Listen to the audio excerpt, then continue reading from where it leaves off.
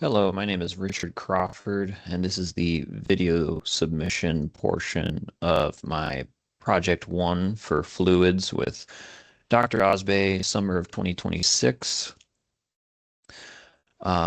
So I have my workbench open here. Previously, I have already done Coyette and Poiseuille flow, as most of it is concurrent between the three systems, but I will be now creating the hybrid flow with combined Coyette and Poiseuille. I'll show you along the way what parameters need to change, but most of it is similar. So from here, you want to edit this to be a 2D flow. So from here, you want to right-click geometry.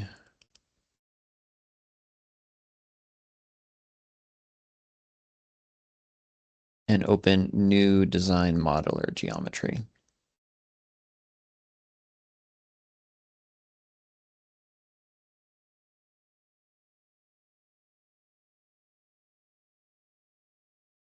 So let's select our XY plane. Highlight from the Z-axis, so we're looking down at the XY plane. Zoom in a little bit, and now we're going to want to sketch a rectangle.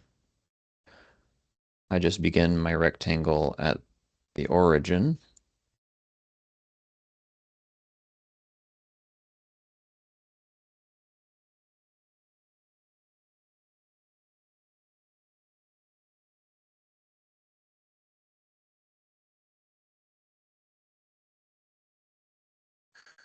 Now from there, you're going to want to add dimensions.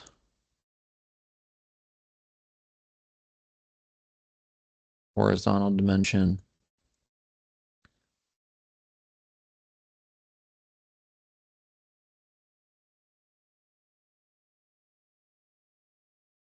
And a vertical dimension.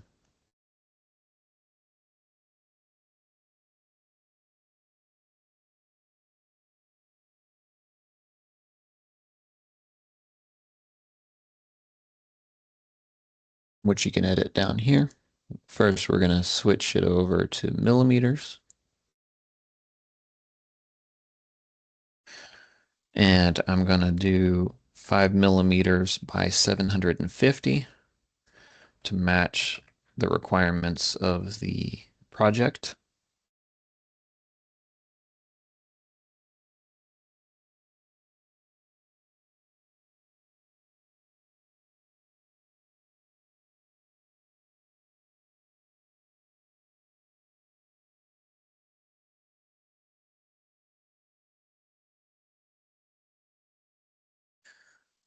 Five for height, 750 for horizontal. And once you've edited the geometry, the length of the lines, you can go back and delete the two dimensions so they're not visible.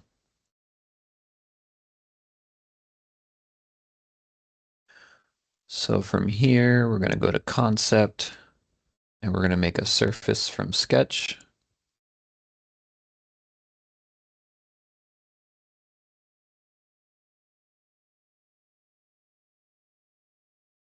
And we're going to change this to a box select to highlight our entire geometry. Click apply.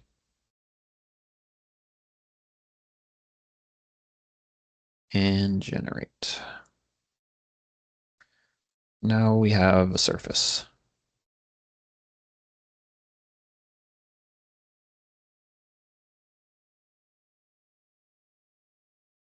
And as you can tell, geometry has a check mark. So we can go ahead and close this down.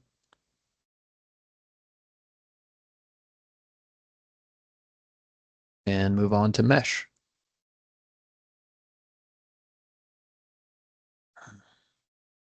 So from here, first let's start with an edge select. We're going to create a name selection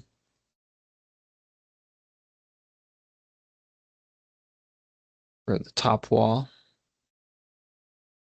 And as you go along, you can make sure that it's assigned here in name selections. As you go along, it'll add new ones.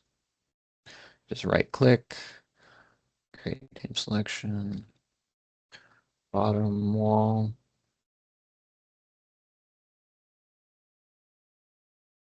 Click on the side, create name selection. We're going to do inlet.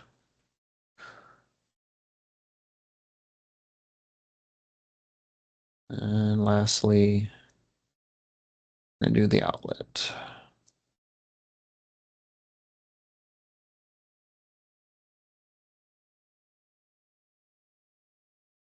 And now all 4 selections are named in this list for top and bottom walls, inlet and outlet.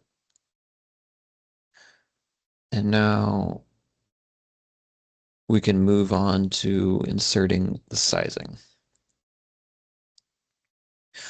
So you want to control select top and bottom.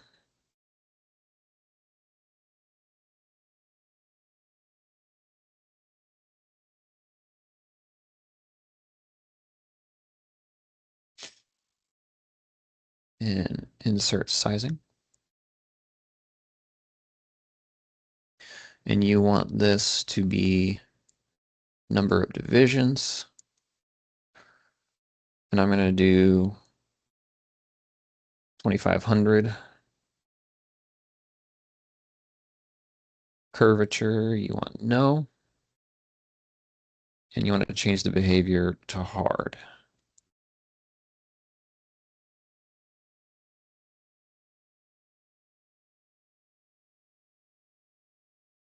And generate.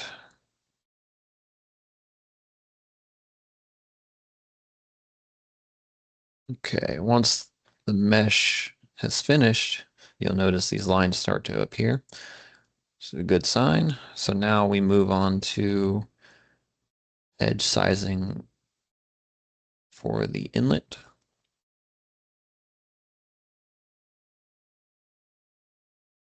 So we're still on edge select. So let's control select the ends.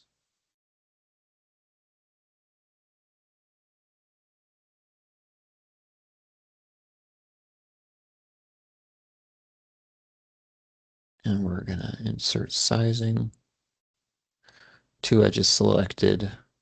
We're going to change this to number of divisions. We'll do 25. No curvature. And change the behavior to hard. And then we can generate that mesh. Okay, so now that mesh is done. And you can see it's starting, but it's not fully developed. So lastly, we need to insert a face mesh. And we're just going to select our surface, hit apply. Nothing else needs to change here, so we're just going to hit generate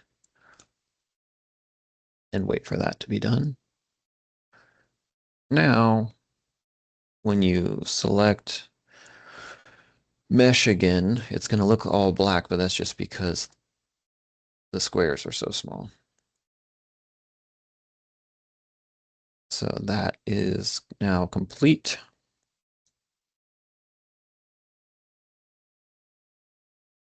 And we can update.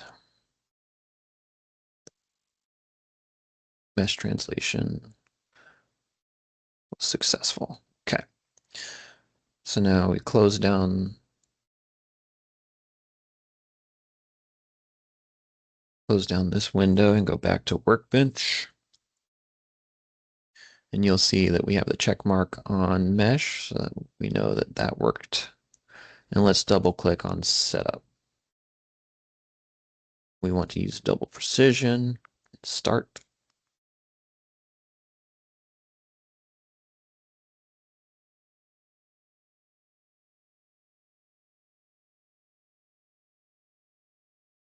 All right, so now we're on laminar, viscous laminar. And we're going to go to the results, change our residuals to 1e to the -6.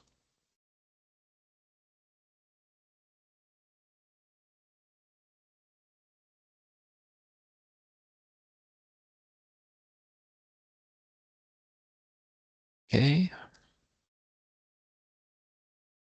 We're going to change our fluid. I like to use water. I'm going to bring this over. Let me change it to water. It's going to be a constant density, 998, and a constant viscosity of 0.001. Change create. Yes. And close. And now that should populate in our fluid section, which it does.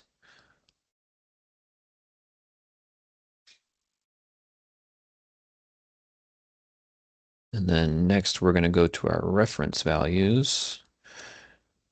And this will be one of the first things that changes depending on what type of flow we use or what type of flow we're trying to model.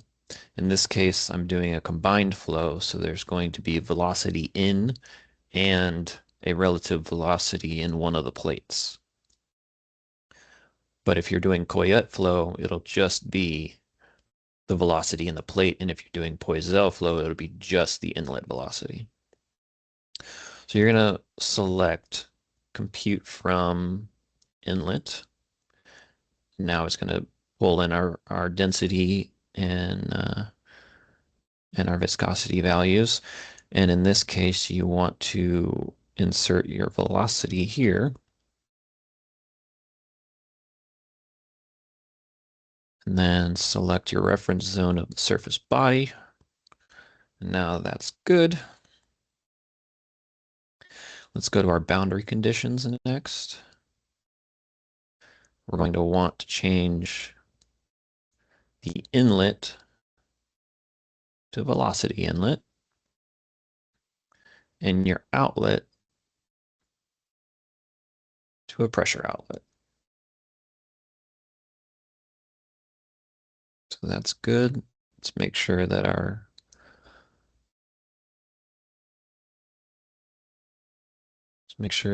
velocity matches. Apply.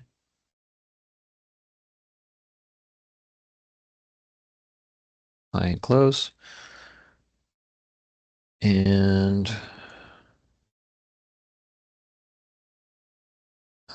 from the outlet, we need to make sure that we prevent reverse flow. We can apply and close that too. Now, because we're doing combined flow, we're going to want to make sure that one of our walls is moving. So I'm going to select the bottom wall to be a moving wall with a translational speed 0.15 meters per second. This velocity works well with trying to achieve my Reynolds number given by the assignment.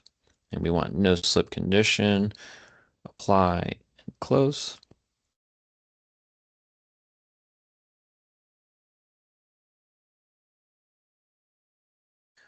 Okay, now that we have that set up, next we are going to want to initialize. Hybrid initialization. Let's initialize. It'll go to 10. Hybrid initialization is done. Okay, we're going to run calculation. I'm going to change my number of iterations to 150 and calculate.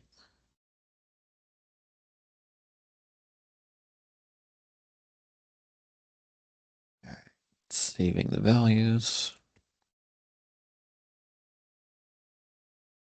All right, calculation is now complete. And we can verify that our setup is now done. And we can move on to results. Okay, now that I have the solution updated, we can move on to results. Double click there. I'm going to insert lines.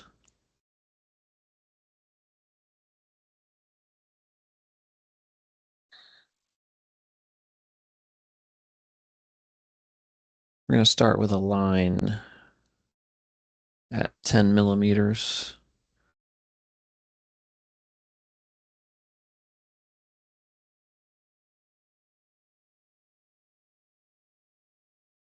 Ten millimeters past the inlet. We're going to call that a developing flow. And you want it to be the full width of the bar. And we're going to do 100 samples and apply. And if you want to view the line that we just made, see it is here. It's 10 millimeters into the flow.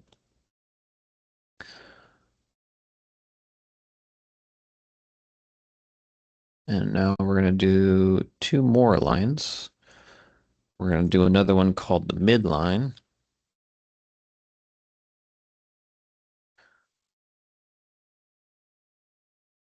At 375 millimeters.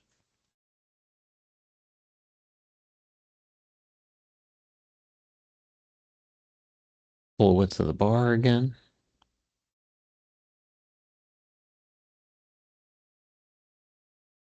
And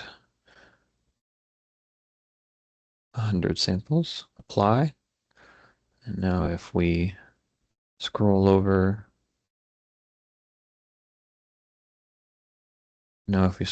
to the midpoint, there's our midline.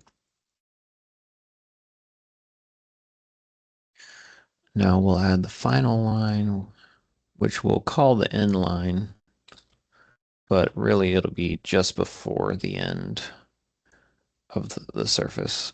So we're going to do 0.74999. So it's going to be close to the end, 5 millimeters tall. And we're going to do 100 samples and apply. Now, if we jog over to the end line, it's right on the edge, but not quite off the edge. Okay, that all looks pretty good. So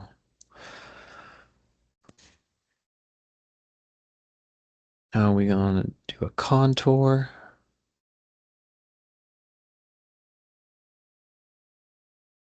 And for our contour, you want the location to be symmetry and variable velocity U, global. We'll do 110 contours and apply. Okay, that's starting to look pretty good.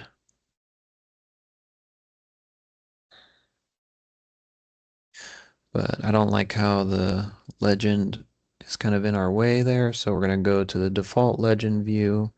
We're going to edit, change it to horizontal and fixed precision. We'll apply. That looks better. Uh,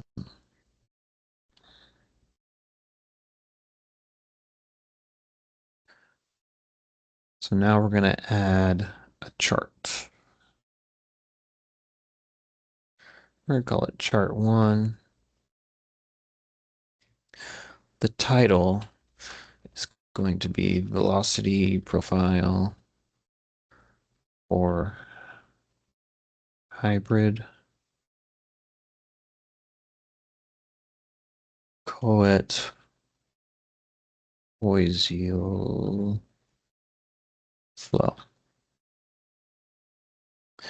Data series x-axis is going to be velocity u, y-axis is going to be y. Now we're going to come back to data series and we're going to add what we're going to call developing. And the location is going to be line 1 that we created. And we're going to apply. And then we're going to add another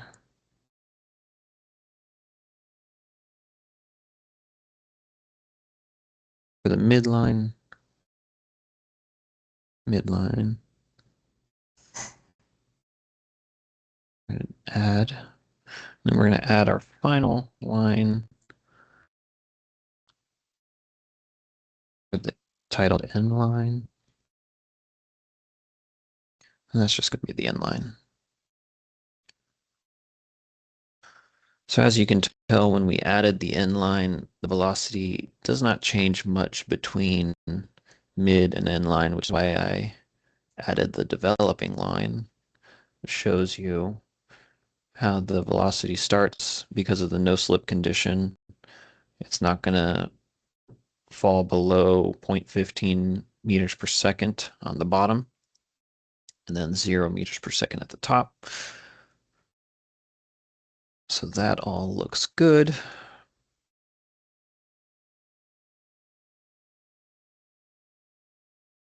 Let's apply, go back to 3D viewer. And what we just showed on the chart makes sense. You have almost no velocity and then no velocity at the top. And then there's a gradient of velocity as you go down, with the highest velocities being on the surface of the bottom wall. And as you progress into the flow, the middle will get darker and darker as it starts to increase velocity until the end. So now, last thing to do will be to export.